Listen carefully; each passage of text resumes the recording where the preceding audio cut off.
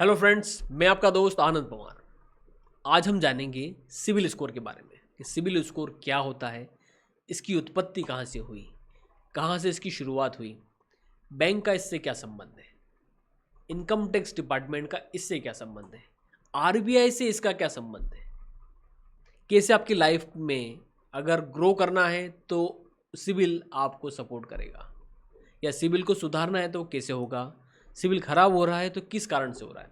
ये सारे माइंड में आपके जो प्रश्न चल रहे हैं उसका सारा निचोड़ आज आपको इस वीडियो में मिलने वाला है। मैं आनंद पवार, इंटरनेशनल फाइनेंशियल आर्किटेक्ट।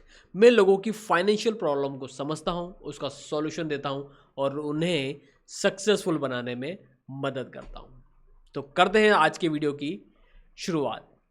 अगर आप चाहते हैं कि आपका बैंकिंग सेक्टर के अंदर जो आप लेंडर्स के थ्रू आप जो लेंडिंग करते हैं या जो परचेज़ करते हैं, जो भी आपने होम लोन लिया या फिर मॉर्गेज लिया या कोई प्रोजेक्ट फंडिंग करवाई, या आप जो भी चाहते हैं कि आप कोई अप्लाइंसेस ले लिया, आपने मोबाइल फाइनेंस कराया, कुछ भी लगता है, तो सबके लिए आपको सिविल की ज़रूरत पड़ती है। तो सिविल स्कोर आपका जितना स्ट्रांग होगा उतना ज़्यादा आप आगे ग्रो कर पाएंगे।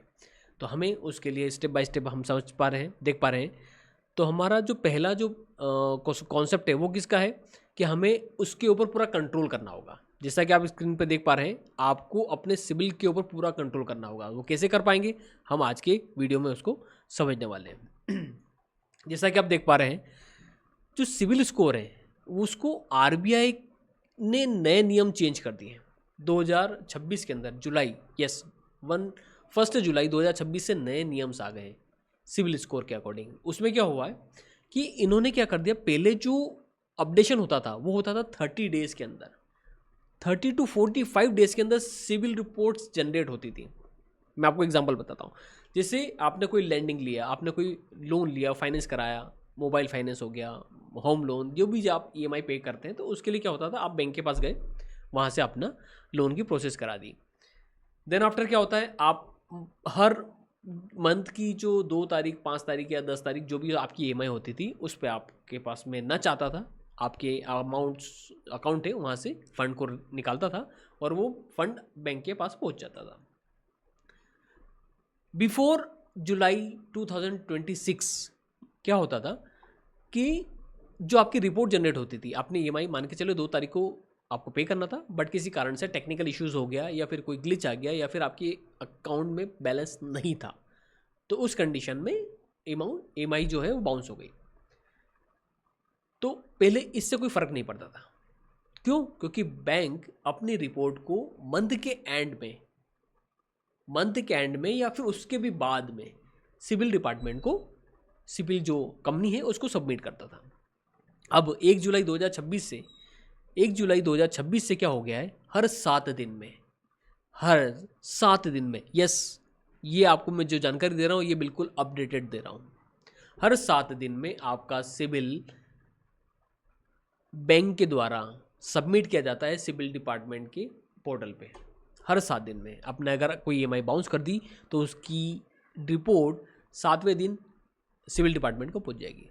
आपको लग रहा है कि मैं पे कर दूंगा, मैं कैश कर दूंगा, मैं इसी महीने में पेड कर दूंगा, बट उसका रिफ्लेक्ट आपकी सिविल स्कोर पे होने वाला है। कैसे? पहला जो सर्कुलेशन होगा वो होगा आपका नाइन्थ ऑफ फर्स्ट मंथ की 9 तारीख को। सेकेंड अपडेशन होगा सिविल को बैंक के द्वारा 16 को जाएगा, 16 के बाद में जाएगा फिर 23 को जाएगा, 23 के बाद में फिर 30 और 31 को ये अपडेशन होगा। तो पहले जो होता था कि महीने के एंड में होता था, अब उसका हिसाब से अगर आप चलेंगे तो वो आपको उसका नुकसान झेलना पड़ेगा। आपको ध्यान रखना है कि आपके सोचने से बहुत ज़्यादा बैंक के और गवर्नमेंट है वो आगे चल रही है।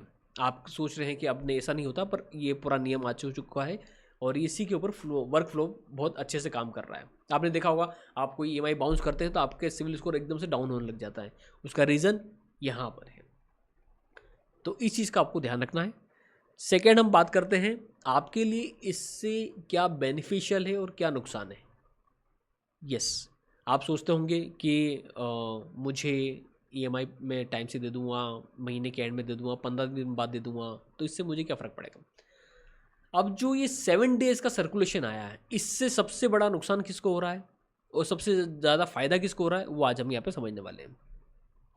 सबसे बड़ा जो फ़ायदा है, जो ऑन टाइम ईएमआई पे कर रहा है, जिस डेट को ईएमआई आई या क्रेडिट कार्ड का बिल हो गया, आपने personal loan, business loan, home loan, जो भी मोबाइल फाइनेंस कराया, कुछ भी आपने कराया, लेंडिंग जो भी आपने बैंक के थ्रू लिया है और आप उसको ईएमआई के थ्रू पे कर रहे थे और आपने उस पर्टिकुलर तारीख के दिन ईएमआई दे दी, तो मतलब आपका CIBIL score up to date रहेगा, वो अपग्रेड करेगा और वो अपग्रेड होता जाएगा। ठीक, राइट। इससे क्या होगा, बैंक को समझ में आएगा, बैंक, क्योंकि आप सर्कुलेशन के लिए मान के चलिए आप किसी दूसरी बैंक में गए किसी फंडिंग को लेके, लेंडिंग प्रोसेस के लिए, तो वहाँ पर ये दिखेगा कि व्यक्ति हर ईएमआई को टाइम से पे कर रहा है। तो इसका बेनिफिशियल किसको सबसे ज़्यादा है, जो ऑन टाइम पेमेंट कर रहा है, इसका बेनिफिट सबसे ज़्यादा उसको हो रहा है। और सबसे ज़्यादा नुकसान किसको हो रहा है, सबसे ज़्यादा नुकसान उसको है जो ईएमआई लेट कर रहा है, late payment card, credit card का पेमेंट जो लेट कर रहा है, और क्रेडिट यूटिलाइजेशन उसका बहुत ज़्यादा हो चुका है, तो वो क्या करेगा, आपका स्कोर गिरा देगी। साथ ही सिविल डिपार्टमेंट में एक बात जाती है कि व्यक्ति ने ईएमआई को, जब हमारी 2 तारीख को जो ईएमआई थी उसने वो बाउंस कर दी इनसफिशिएंट बैलेंस के थ्रू, या जो भी टेक्निकल इश्यूज होंगे वो बता देगा। फिर वो क्या करेगा, फिर वो नच लगाएगा, नच लगा मान के चलिए आप 9 को वापस से नच लगा उसका, या 10 तारीख को वापस का नच लगा, उस समय भी आपके अकाउंट में पेमेंट नहीं था। फिर वो क्या करेगा, सेकंड रिपोर्ट जनरेट करेगा सिविल को बैंक कि ये सेकंड ईएमआई भी हमने लगाई थी पर वो नहीं लगी, नच हमारा फेल हो गया। इसी तरह से उसने महीने में 4 बार सर्कुलेशन घुमाया और आपकी 4 बार ईएमआई बाउंस हो गई। अब इससे हुआ क्या नुकसान, सबसे बड़ा नुकसान ये हो रहा है आपका कि पहले ये हो रहा था, आप जब ईएमआई बाउंस करते थे तो एक बार बाउंसिंग चार्ज लगता था। अब बैंक के पास में जो आपका लेंडर से, उसके पास में छूट मिल गई उसको, वो नच को महीने में 4 बार लगा देता है। मैंने देखा है लोगों को कि जो मोबाइल फाइनेंस कराते हैं उसकी ईएमआई होती है, मोबाइल फाइनेंस हो गया या फिर कोई अप्लाइंसेस फाइनेंस कराया, जो भी XYZ। अब एक ईएमआई, उस ईएमआई को आप मान के चलिए कि वो समथिंग 1500 रुपये ईएमआई अपन मान के चलते हैं, महीने की ईएमआई है उसकी 1500 रुपये, वो किसी कारण से उसने बाउंस कर दी। तो लेंडर ने क्या करा, उस पर बाउंसिंग चार्ज लगा दिया। बाउंसिंग चार्ज कितना है, 590 रुपीज़ 1 टाइम का। सेकेंड टाइम फिर उसने बाउंसिंग नच लगाया, वो बाउंस हो गया, तो अगेन 590 रुपीज़ का उसको चार्जेस लग गया। दोनों को हम काउंट करते हैं तो 1190 रुपये होता है। Are you getting my point, 1190 रुपये बाउंस लग गया। अगेन तीसरी बार लगा दिया, फिर भी आप वहाँ से खाते से पेमेंट नहीं कटा, तो फिर अगेन 590 रुपीज़ का बाउंसिंग लग गया। ईएमआई हमारी कितनी है, मात्र 1500 रुपये, और बाउंसिंग कितना लग गया, 1800 रुपये करीब, 1800 रुपये करीब। 3 बार की बात कर रहा हूँ मैं। और अभी आपका जो ईएमआई वो तो अपनी जगह पर है ही, बाउंसिंग चार्जेस ही 1800 रुपये हो गया। आपको लग रहा है कि मैं जब अपना क्लोज करेंगे अकाउंट को, तब आपको समझ में आता है कि मेरे ऊपर बाउंसिंग चार्जेस के नाम पे 4-5 हज़ार रुपये इकट्ठा हो गया। तो कोशिश कीजिए आप अपनी ईएमआई को ऑन टाइम पे कीजिए। बहुत सारी जगह पे ऐसी बात होती है कि जो लेंडर्स होते हैं वो बोलते हैं कि अगर आप ईएमआई आपकी नच से नहीं हो पा रही है तो आप लेंडर के पास जाइए, बैंकिंग के पास जाइए, वहाँ बोलिए कि मेरी ईएमआई मेरे अकाउंट से कटना चाहिए।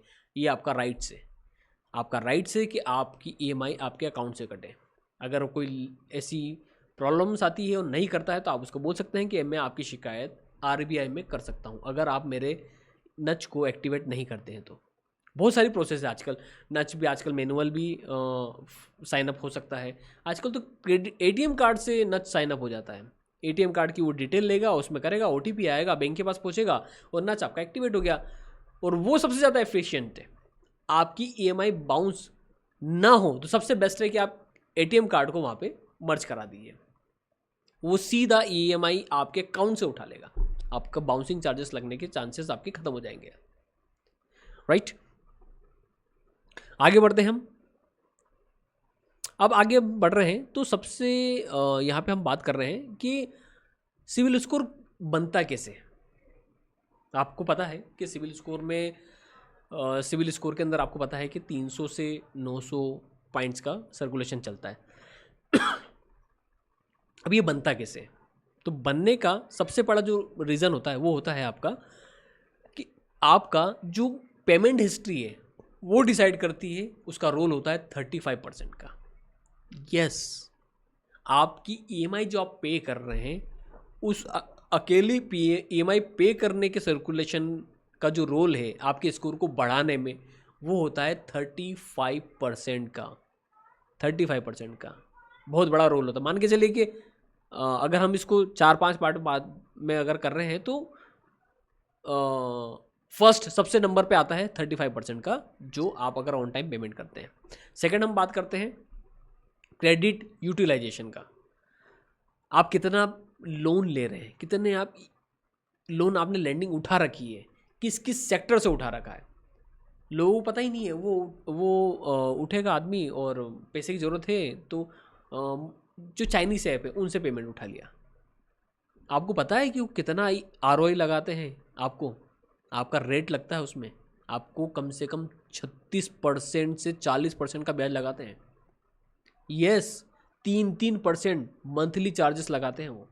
उसके बाद वो प्रोसेसिंग फीस अलग काटेगा, वो आपसे इंश्योरेंस नाम से कुछ भी बैंकिंग चार्जेस के नाम से वो एक्स्ट्रा पैसा ले लेगा। मतलब सपोज आपने 5-10 हज़ार रुपये का कोई लोन ले लिया लेंडर्स के थ्रू, कोई चाइनीज ऐप के थ्रू, तो मान के चले आपके हाथ में 7-7.5 हज़ार रुपये तो आपके हाथ में आएगा। लिया आपने लोन, आपके नाम से चल रहा है 10,000 रुपये का और आपके हाथ में आया 7,500 रुपये, और उसके इंटरेस्ट रेट इतने ज़्यादा हाई होते हैं क्योंकि उनको खुद को पता है कि जो हम पैसा दे रहे हैं, जिस व्यक्ति को हम जानते नहीं, मिले नहीं है उससे, हमने कभी बातचीत नहीं करी, उसको हमने फिजिकल देखा नहीं है, बट क्या कर रहे हैं वो आपके आधार कार्ड, पैन कार्ड और आपकी सेल्फी के नाम पे आपका एक्सेस ले लेगा, आपका कॉन्टैक्ट का एक्सेस ले लेगा, आपकी गैलरी का एक्सेस ले लेगा और आपको फंड दे देगा। अब मान के चलिए 3,000, 4,000, 5,000 के आपके अमाउंट के लिए आपने अपने मोबाइल का पूरा एक्सेस उसको दिया। अब वो अपने हिसाब से उसको यूज़ करेगा। अगर आपने टाइम से पेमेंट दे दिया तो सबसे बेस्ट है, अदरवाइज़ वो आपके, अभी बीच में ये बात बहुत हो रही थी तो उसमें RBI ने फिर उसमें उनको टाइट किया, बोले इस तरह से आप किसी की पर्सनल जानकारी को नहीं यूज़ कर सकते हैं। तो उन्होंने क्या करना चालू किया, जिनने उनका पेमेंट नहीं दिया उसके कांटेक्ट में उसके फ़ोटो को निकाला और उस फोटो को एडिट करके उसको वल्गर फ़ोटो बना के उसी के कांटेक्ट में उसको शेयर करवा दिया और साथ में ये बोल दिया कि ये व्यक्ति चोर है, ये पैसा लेके भाग चुका है। इतनी गंदी बात होने लगी थी, बहुत सारे लोगों ने तो सुसाइड तक ले लिया था, सुसाइड अटेम्प्ट किए हैं, लोगों ने सुसाइड किया है इस अपनी इज्जत को बचाने के लिए कि यार मेरे तो अब किसी के सामने मुंह दिखाने लायक नहीं था। तो ये चीज़ आपके साथ ना हो तो आपको हमेशा ध्यान रखना है कि आपको लैंडर्स को चुनते समय ध्यान रखना है, कोशिश कीजिए कि आप उसे अवॉइड कीजिए।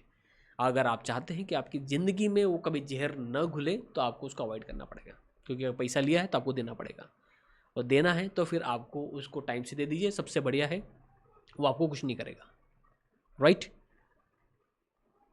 उसके बाद हम बात करते हैं तो क्रेडिट यूटिलाइजेशन हम जब करते हैं तो उसका 30% का रोल होता है। तो दो बड़े बड़े मेजर होते हैं जो आपके सिविल स्कोर को बढ़ाने और घटाने में रोल अपना लगाते हैं।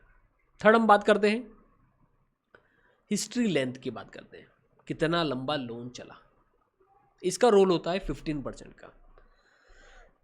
एग्जाम्पल की बात करूं मैं तो मान के चलिए अगर आपने कोई लोन लिया किसी लेंडर से, आपको ज़रूरत थी, पैसे की ज़रूरत थी और आपने उस फंड को लिया, मान के चलिए कोई पर्सनल लोन लिया आपने 5 लाख रुपए का, 5 लाख का लोन लिया आपने, उसको आपके क्रेडिट हो गया और पता चला आपको 2 या 3 महीने बाद आपको पैसे की जो समझ में आया कि ये पैसा मेरा कंप्लीट हो गया है, अब मुझे पैसे की ज़रूरत नहीं है, मेरे पास जो फंड की ज़रूरत थी वो मेरी प्रॉब्लम हो रिजॉल्व हो चुकी है, अब मेरे पास में एक्स्ट्रा पैसा आ चुका है, मैं वापस इसको भर के फ्री होना चाहता हूँ।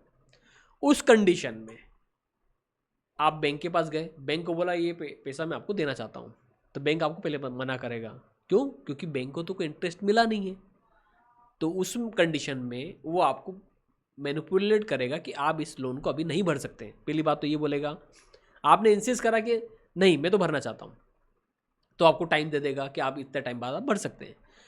फिर भी अगर आप नहीं माने तो वो आपको ऑप्शन देगा, बोले सर आपको चार्जेस लगेगा, आपको 3, 4, 6% का चार्जेस लगेगा, क्लोजिंग चार्जेस। फिर आप बोलेंगे, बोले सर मैं तो भरना चाहता हूँ, बंद करो आप तो। ठीक है सर आप ले लीजिए। वो आपको ऑफर जनरेट करेगा, फोरक्लोजर अमाउंट जो होता है वो आपको जनरेट करेगा, वो आपको बोलेगा इस अमाउंट में पेमेंट कर दीजिए और आपका लोन क्लोज हो जाएगा। यही होता है। अब उस कंडीशन में हुआ क्या, आपकी जो हिस्ट्री है वो अनबैलेंस्ड हो गई।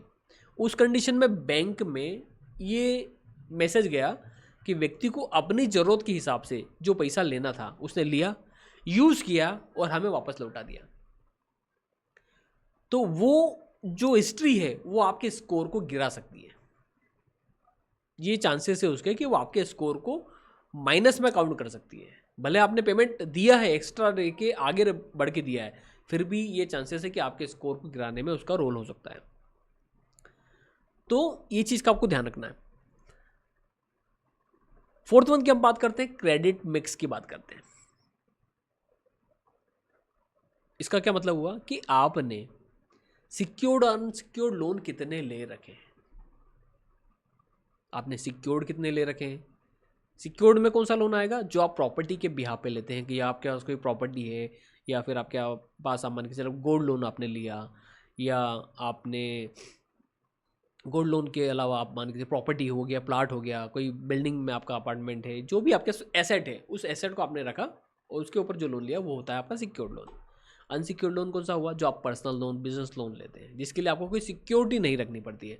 आपके सिविल स्कोर के बिहाफ पे आपके जो विजिट होती है, आपकी सैलरी अगर आ रही है तो उसके बिहाफ पे आपको फंड दे दिया, उसमें सिक्योरिटी कुछ भी नहीं रखा, तो वो अनसिक्योर्ड लोन हो जाता है। तो इन दोनों के सर्कुलेशन को देखने के बाद में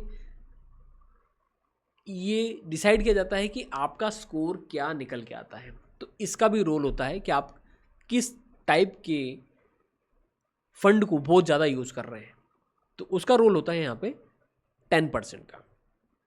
फोर्थ वन हम बात करते हैं। फोर्थ वन आता है आपका, आपने इंक्वायरी जनरेट किया। अब ये बहुत बड़ा एक मेजर इशू बनता है। मैंने देखा है लोगों को, ये बहुत ज़्यादा इशू बनता है कि आप बहुत ज़्यादा इंक्वायरी करते हैं। इंक्वायरी इन द सेंस आपने, अभी इंक्वायरी को मैं थोड़ा सा आपको ब्रीफ कर देता हूँ। क्या हुआ, आपने सिविल स्कोर चेक करना है, आपके अंदर एक उत्तेजना होती है या फिर अंदर एक बेचैनी होती है कि यार मेरा स्कोर कितना है, मेरा स्कोर घट तो नहीं रहा है, या मेरा स्कोर बढ़ रहा है कि नहीं बढ़ रहा है, मैं तो टाइम से पेड कर रहा हूँ।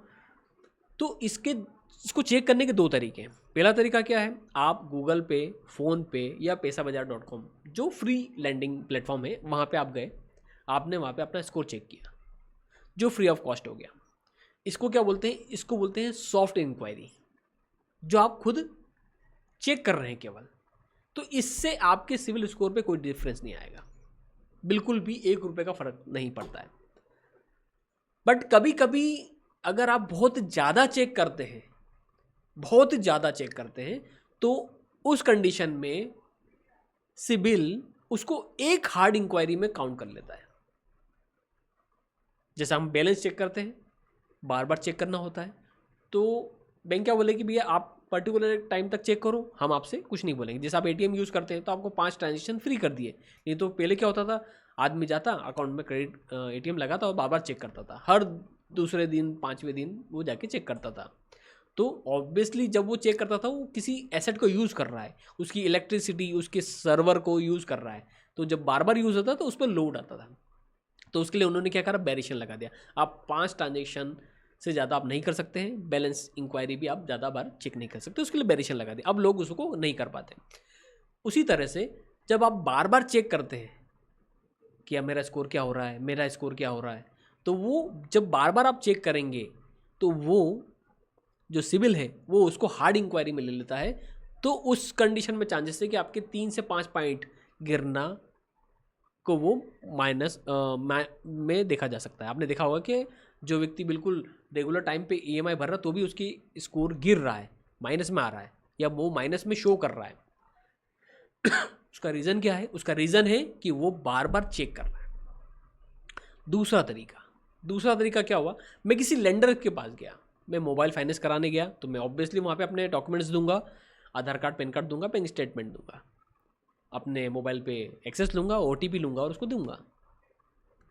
मैं होम लोन लेने गया, मैं पर्सनल लोन लेने गया, मैं बिज़नेस लोन के लिए अप्लाई किया मैंने, और मैंने क्रेडिट कार्ड या मैंने XYZ जो भी प्रोसेस के लिए बैंक के थ्रू गया, मैं किसी बैंकिंग प्लेटफॉर्म को मैंने अपने डॉक्यूमेंट दिए और वहाँ पे मैंने इंक्वायरी जनरेट करी, तो वो होता है आपकी हार्ड इंक्वायरी।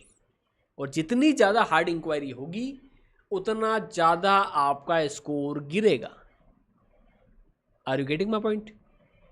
आप सॉफ्ट इंक्वायरी कर रहे हैं, कोई इशू नहीं, कर सकते हैं, उसमें आपके स्कोर गिरने का चांसेस नहीं रहता है। बट अगर आप किसी लेंडर के पास गए और बहुत ज़्यादा आपने इंक्वायरी जनरेट कर दी, तो उस कंडीशन में आपका सिविल स्कोर गिरना नॉर्मल सी बात हो जाती है।